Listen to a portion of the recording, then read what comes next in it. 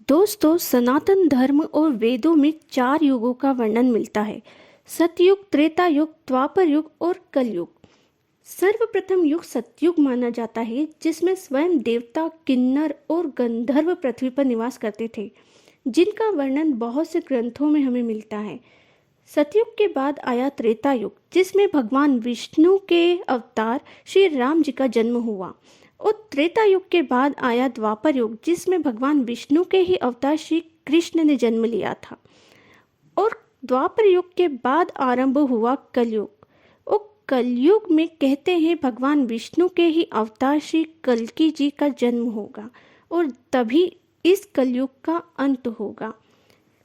कलयुग हिंदू धर्म में ये चारों युगों में से चौथा और सबसे खराब युग माना जाता है। कलयुग में कली का अर्थ है संघर्ष, कलह, झगड़ा या विवाद।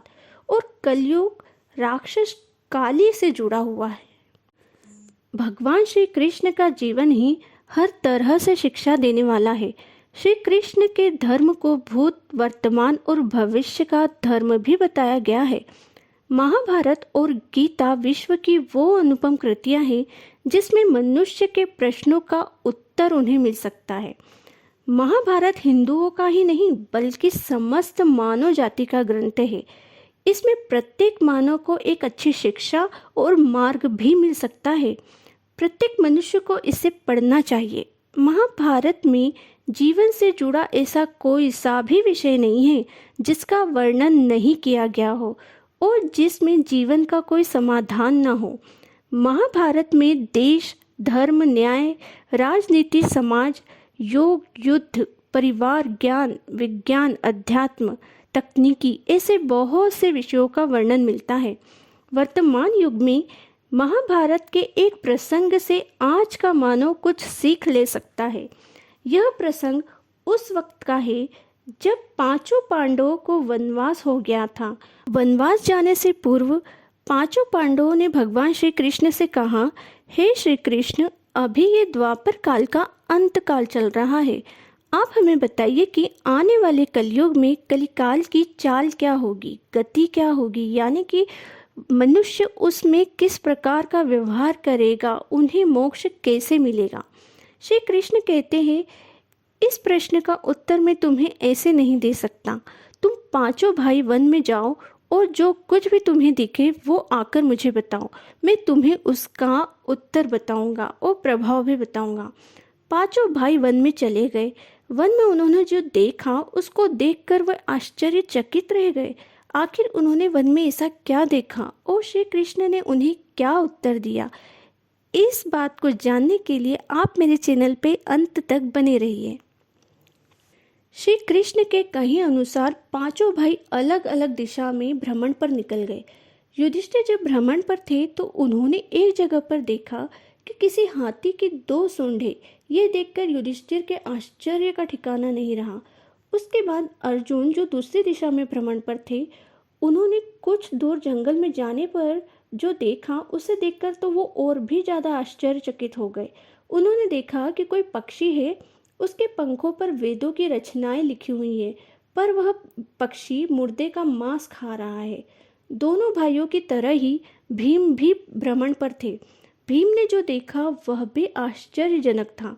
उन्होंने देखा कि गाय ने बछड़े को जन्म दिया है और जन्म के बाद वह बछड़े को इतना चाट रही है कि बछड़ा लहूलुहान हो गया।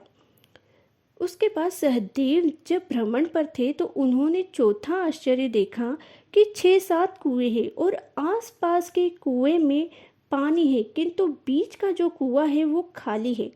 बीच का कुआं गहरा है फिर भी पानी नहीं है।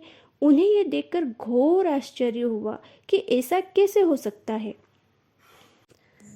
चारों भाइयों की तरह नकुल ने भी एक आश्चर्यजनक घटना देखी।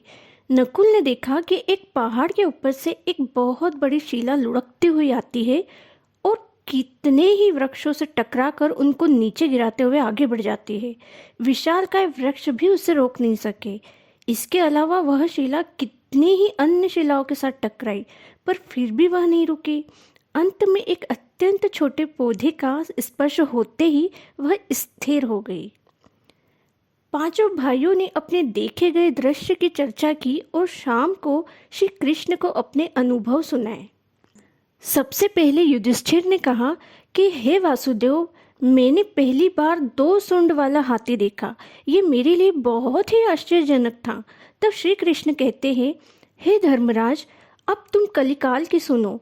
कलयुग में ऐसे लोगों का राज्य होगा जो दोनों ओर से शोषण करेंगे, बोलेंगे कुछ और करेंगे कुछ और, मन में होगा कुछ और कर्म में कुछ।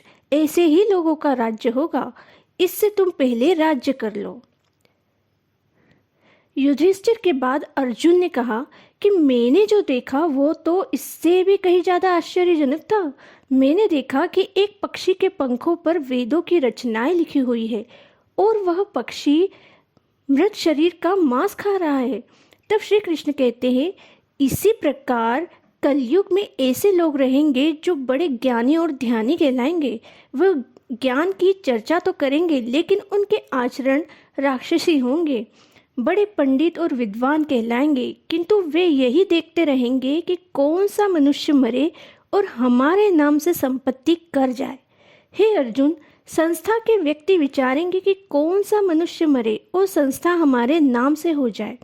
हर जाति धर्म के प्रमुख पद पर बैठे विचार करेंगे कि कब किसका श्राद्ध हो, कौन कब किस पद से हटे और हम उस पर चढ़े। चाहे कितने भी बड़े लोग होंगे किंतु उनकी दृष्टि तो धन और पद के ऊपर ही रहेगी। ऐसे लोगों का ही राज होगा, कोई विरला ही संत पुरुष होगा। अर्जुन के सवाल के जवाब के बाद भीम ने अपना अनुभव सुनाया। भीम ने कहा कि मैंने देखा कि गाय अपने बछड़े को इतना चाटती है कि वो बछड़ा लहूलुहान हो जाता है। तब श्री कृष्ण कहते हैं, कलयुग का मनुष्य शिशुपाल हो जाएगा। कलयुग में बालकों के लिए माता पिता की ममता इतनी रहेगी कि उनके विकास का अवसर ही उन्हें नहीं मिलेगा। मोह माया में ही वो बर्बाद हो जाएंगे। किसी का बेटा घर छोड़कर साधु बनेगा तो हजारों व्यक्ति दर्शन करेंगे, किंतु यदि अपना बेटा साधु बनेगा तो रोएंगे कि मेरे बेटे को क्या हो गया है।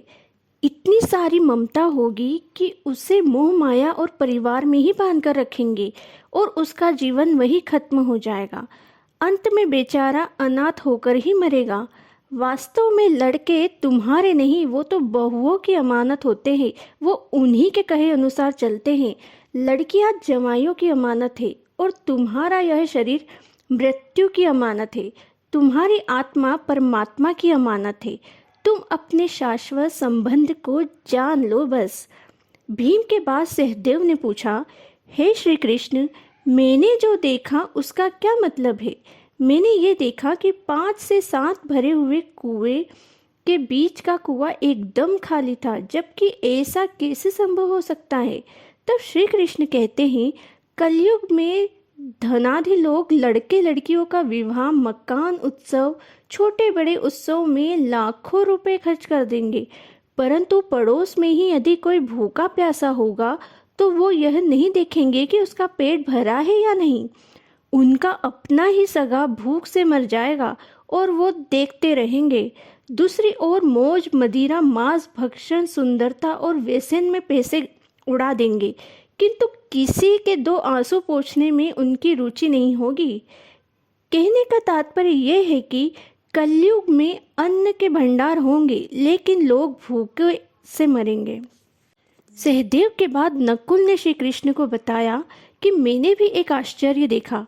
वह यह है कि एक बड़ी सी चट्टान पहाड़ से लुढ़कती हुई नीचे आती है। वृक्षों के तने और चट्टानें भी उसे रोक नहीं पाई, किंतु एक छोटे से पौधे से टकराते ही वह चट्टान रुक गई। ऐसा कैसे हो सकता है? तब श्री कृष्ण ने कहा, कलयुग में मानव का मन नीचे गिरेगा, उसका जीवन पतित हो जाएगा। यह पतित जीवन धन की शिलाओं से नहीं रुकेगा, ना ही सत्ता के वृक्षों से रुकेगा, किंतु हरि नाम के एक छोटे से पौधे से, हरि कीर्तन के एक छोटे से पौधे से मनुष्य जीवन का पतन होना रुक जाएगा। श्रीमन नारायण नारायण, हरि हरि। आपको मेरा ये वीडियो कैसा लगा मुझे कमेंट सेक्शन में ज़रूर बताएं और मेरे चैनल को सब्सक्राइब और लाइक करना ना भूलें।